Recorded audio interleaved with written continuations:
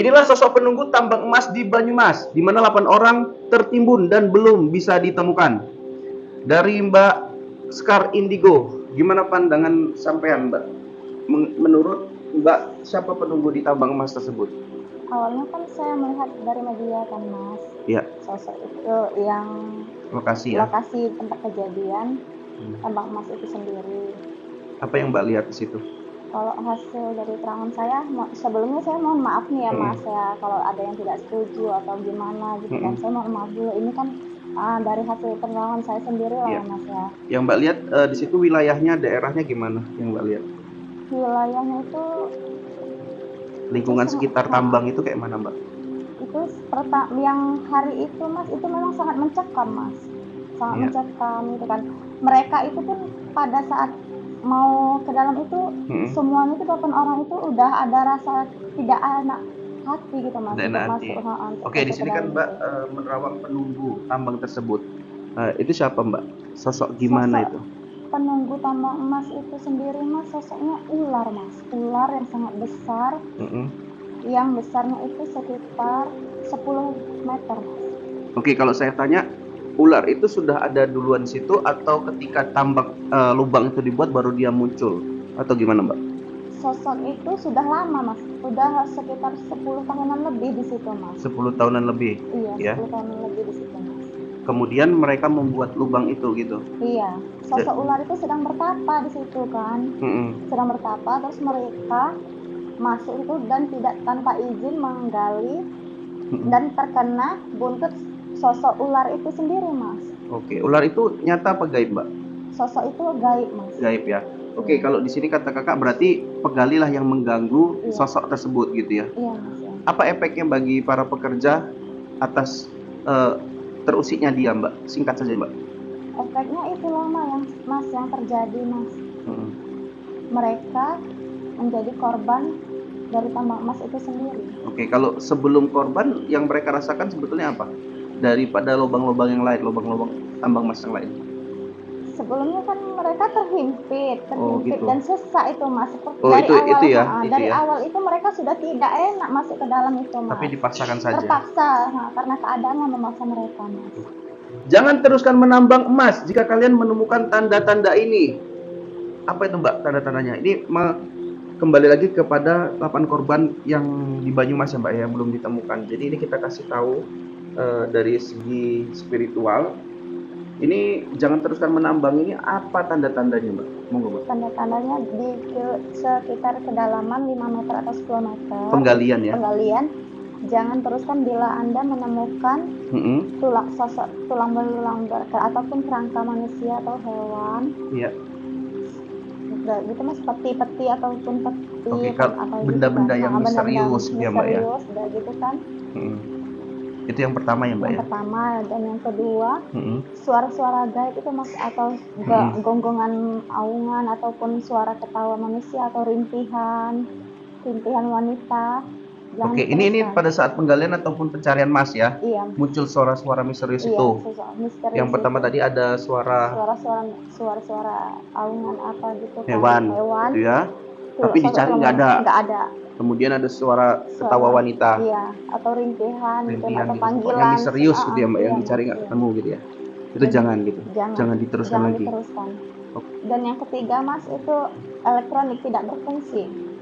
Maksud Mbak gimana? Elektronik itu seperti apa? Tiba-tiba alat bantu mereka itu elektronik yang mereka gunakan itu untuk ya, bisa senter, bisa telepon, bisa eskapator dan lain-lain, mungkin seperti itu. Iya Mas, jika itu tidak berfungsi maka jangan teruskan Mas. Oke, itu tanda-tandanya, artinya ada tanda-tanda buruk ya. Iya Mas. Atas penambangan itu ya Mbak ya. Ada kerajaan gaib di dekat penambangan di Banyumas di mana 8 orang hilang dan belum juga ditemukan. Mbak Skar Indigo, dari pandangan Mbak gimana? Dari hasil penerangan saya ya Mas, itu tempat di Banyumas ya. Banyumas itu Mas, ada sosok kerajaan, ada tempat dulunya kan kerajaan di situ Mas. Oh, memang sejarahnya dulu kerajaan. Gitu ya. Kerajaan apa itu Mbak? Kerajaan kayak Majapahit gitu Mas. Kesultanan gitu berarti ya. Kesultanan. Kemudian mereka menempati dua sisi Mas, di atas dan di bawah. Maksudnya Mereka lebih merasa spesifik Mbak, di atas mana itu Mbak? di atas bumi dan di bawah tanah. Oke, berarti dua-duanya dikuasain. Dua Dan sisi. sangkut pautnya dengan penambangan emas itu apa Mbak? Mereka merasa terusik Mas dengan keberadaan si penambang ini sendiri. Oke, kalau namanya udah terusik ya terganggu lah ya Mbak ya. Iya Mas. Iya. Oke. Jadi dulunya berarti memang ada kerajaan kesultanan ya Iya, di situ iya. ya. Tapi Kerajaan. kenapa sampai sekarang itu masih terasa Mbak? Siapa yang kerajaan itu kerajaan gaib ya? Iya, kerajaan gaib. Oke, kalau kerajaan gaib itu berarti harus ada ritual-ritual sebetulnya ya. Iya Mas. Ketika kita mau mengambil sesuatu dari situ ya Mbak ya. Iya, Takutnya benar. yang kita ambil adalah milik mereka. Benar. Kalau seperti itu yang terjadi kayak mana Mbak? Kalau seperti itu Yang mereka, diambil sama penambang itu adalah milik kerajaan gaib itu. ya mereka itu Mas meminta seperti tumbal gitu Mas. Tumbal ya. Iya, karena mereka mengambil Kecuali hak. kalau memintanya dengan izin, Iya, dengan minta ritual, izin. dengan apa ya, penawaran saya memberi Iya. ini, kamu beri itu, gitu ya. Iya Mas. Ada cerita kita mau narik sesuatu harus korban kerbau dan lain-lain, Iya, benar. gitu ya. Mungkin mereka nggak melakukan. Tidak, mereka tidak melakukannya sama sekali. Ada ritual yang tidak dilakukan para penambang ketika pencarian emas di Banyumas. Apa itu Mbak? Kalau boleh diketahui. Ritualnya seperti kepala kerbau Mas. Iya. Kepala kerbau, darah ayam hitam, nasi Kayak tumpeng. ayam apa itu namanya, ayam hitam? Ayam Jemani hitam, ya? Jemani ya? Oke. nasi tumpeng, kopi, dan kelapa Mas. Kelapa. Dilakukan berapa Mbak? Berapa lama kira-kira? Setahun sekali Mas. Setahun sekali. Iya. Kalau mau penarikan di hari yang sama itu berapa jam dilakukan dan waktu apa biasanya? Malam kah, sore kah, atau apa? Ritual itu dilakukan pada malam hari Mas. Malam hari. Malam hari. Berarti membawa seorang paranormal ya? Iya, paranormal. Oke, kemudian Mbak, komunikasi lah ya. Iya. Kan paranormal ini. Paranormal berkomunikasi dengan makhluk penunggu tambang emas itu sendiri. Atau wilayah yang mau ditarik bendanya gitu ya. Dan itu komunikasinya kayak mana Mbak?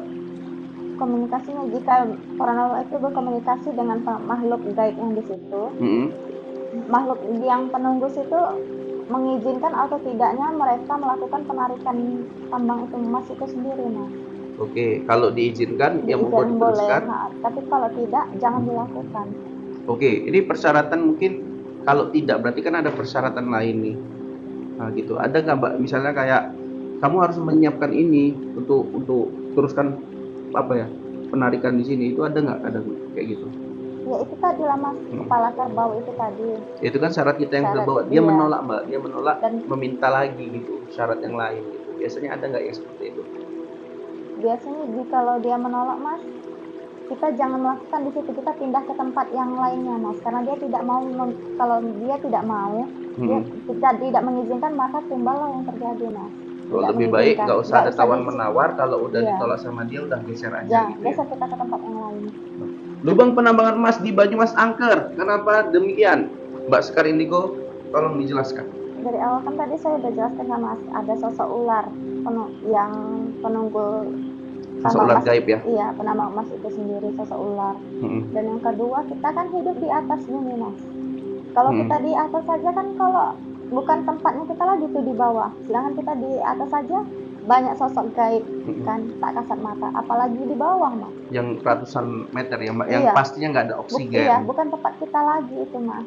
Pasti kan banyak makhluk-makhluk yang tidak menginginkan kita berada di situ Mas. Pasti.